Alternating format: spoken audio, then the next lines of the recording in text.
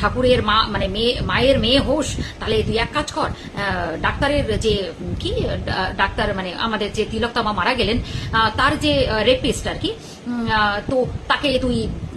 সামনে এনে দেখা, তাকে তুই সামনে এনে দেখা, আর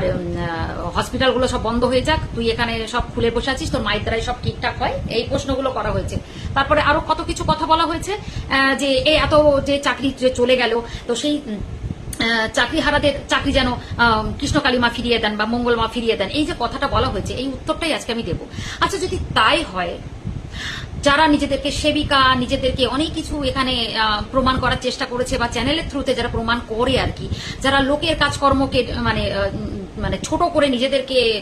হনু বলে প্রমাণ করার এখানে চেষ্টা করে, আমি তাদেরকে একটা কথা বলতে চাই, আপনারা আমার সাথে একমত হলে অবশ্যই কমেন্টে লিখে যাবেন, যে মঙ্গলা মায়ের উপর যদি এই প্রশ্নটা রাখা হয় যে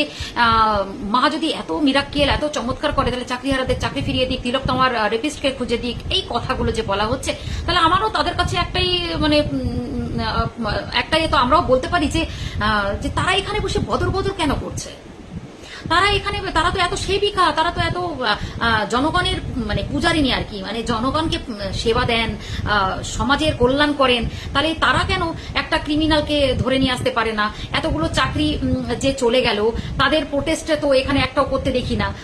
যে চাকরি কেন গেল, সঠিকভাবে না এইরকম করে, এরকম না, মানে লজিক দিয়ে কেন গেল পুরো ডিটেলসটা সেখানে তুলে ধরে না, কিসের পারপাসে হলো, কেনই